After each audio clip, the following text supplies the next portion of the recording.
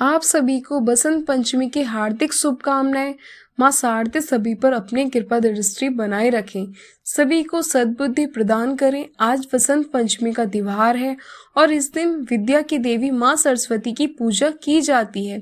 इस दिन पीले वस्त्र धारण किए जाते हैं क्योंकि इस दिन पीला रंग धारण करना बहुत ही महत्वपूर्ण होता है। बसंत लोगों का मनचाहा मौसम, सबसे प्यारा मौसम।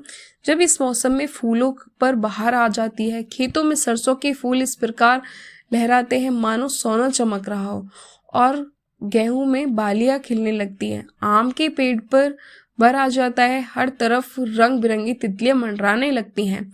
बसंत ऋतु का स्वागत करने के लिए माघ महीने के 5वें दिन शुक्ल पक्ष की पंचमी तिथि को बहुत बड़ा उत्सव मनाया जाता है, जिसमें भगवान श्री विष्णु और कामदेव की पूजा की जाती है। ये बसंत पंचमी का त्योहार कहलाता है। शास्त्रों में बसंत पंचमी को ऋषि पंचमी से उल्लेखित किया गया है। पुराणों और शास्त्रों तथा अनेक काव्य ग्रंथों में इस ऋतु का अलग अलग ढंग से वर्णन मिलता है। बसंत पंचमी की कथा के अनुसार सृष्टि के प्रारंभिक समय में भगवान शिव को आज्ञा से श्री ब्रह्मा जी ने जीव खास तौर पर मनुष्य योनि की रचना की, लेकिन अपनी बनाई हुई इस रचना से स्वयं ब्रह्मा जी संतुष्ट नहीं थे। उन्हें लगता था कि रचना में कुछ कमी रह गई, जिसके कारण चारों ओर सदा मौन ही मौन छाया रहता था। हालांकि इस विषय में उपनिषद और पौराणिक दृश्यों का अपना अलग अलग अनुभव है। जब ब्रह्मा जी ने ये सब देखा, तब उन्होंने अपनी समस्या के निवारण के लिए अपने दिव्य कमंडल से जल अपनी हथेली से लेकर उसे अभिमंत्रित किया और उस जल को छिड़ककर भगवान श्री विष्णु की स्तुति आरंभ कर दी। ब्रह्मा जी यह स्तुति सुनकर भगवान श्री विष्णु तुरंत ही उनके सम्मुख प्रकट हो गए। उनकी समस्या जानकर भगवान श्री विष्णु ने आदि शक्ति दुर्गा माता का आह्वान किया और विष्णु जी के द्वारा आहन होने के कारण वे भगवती दुर्गा तुरंत प्रकट हो गई। तब श्री ब्रह्मा जी और विष्णु जी ने उनसे इस संकट को दूर करने का निवेदन किया।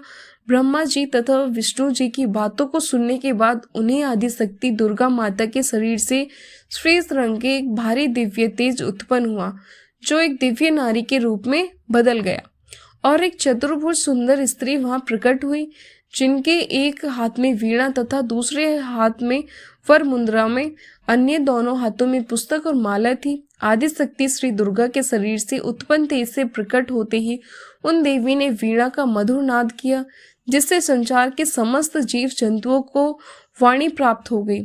जलधारा में कोलाहल व्याप्त हो गया, हवा चलने से सरसराहट होने लगी।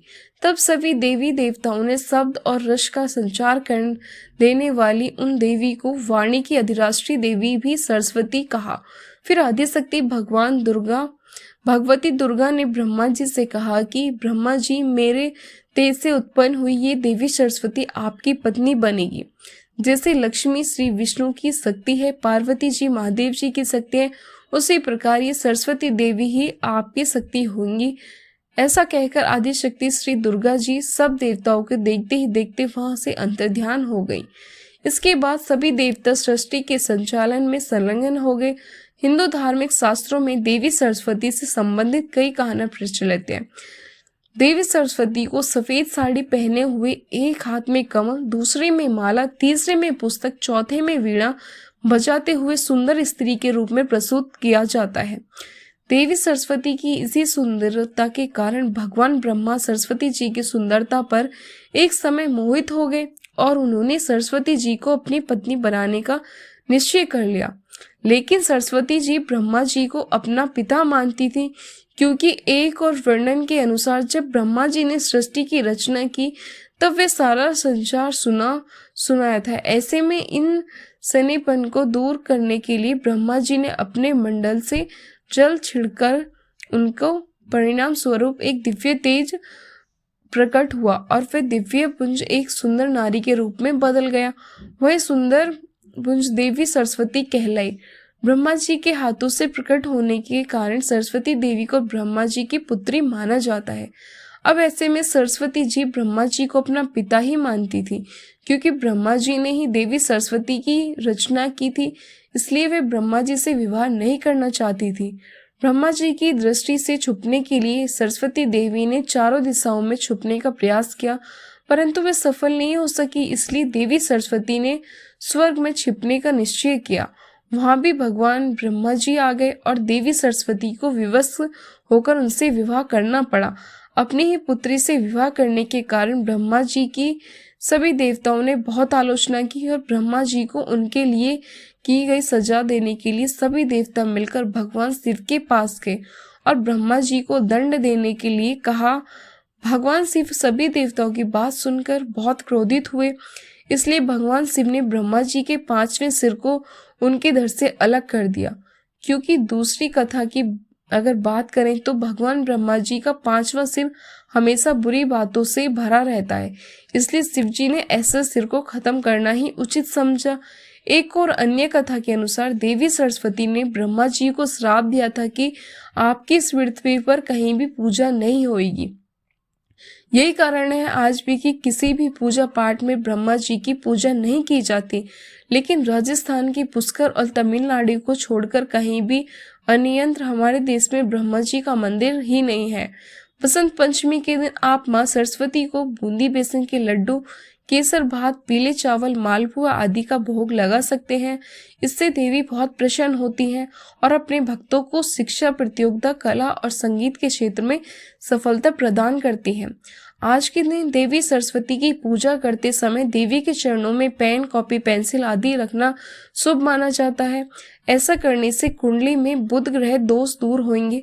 बुध ग्रह के मजबूत होने से आपकी बुद्धि और निर्णय लेने की क्षमता बहुत अच्छी होगी। अगर आपके बच्चे का पढ़ाई में मन नहीं लगता है, एकाग्र मन नहीं रहता है, तो वो एकाग्र होकर पढ़ाई करेगा। और आप वसंत पंचमी के दिन माता सरस्वती को हरे रंग वाले फल और पीले फूल अपने बच्चों के हाथ से देवी सरस्वती को अर्पित करवाएं। ऐसा करने से बच्चों की पढ़ाई लिखाई से संबंधित जो भी समस्या है वह दूर होगी। देवी सरस्वती को शतरूपा, वाग्देवी, बागेश्वरी, शारदा, वीणा और भारती भी कहा जाता है। वसंत पंचमी के दिन देवी सरस्वती के अलावा कामदेव और उनकी पत्नी रति की पूजा करने की भी परंपरा है। मान्यता है कि इस दिन धरती पर प्रेम और के देवता कामदेव और रति का आगमन हुआ था, जिसके वजह से वसंत ऋतु में सभी जीवों में प्रेम भाव का संचार होता है। आपको बताते हैं कामदेव और रति कौन थे और वसंत पंचमी के दिन उनकी पूजा क्यों होती है। प्रेम के देवता कामदेव भगवान श्री विष्णु और माता लक्ष्मी के पुत्र माने जाते हैं। पौराणिक कथा के अनुसार कामदेव ने समाधि में लीन शिव जी का ध्यान भंग कर दिया था, जिससे क्रोधित होकर शिव जी ने कामदेव को अपने ही दूसरे नेत्र से जलाकर भस्म कर दिया था। कामदेव को भस्म स्वरूप में देखकर उनकी पत्नी रति विलाप करने लगी।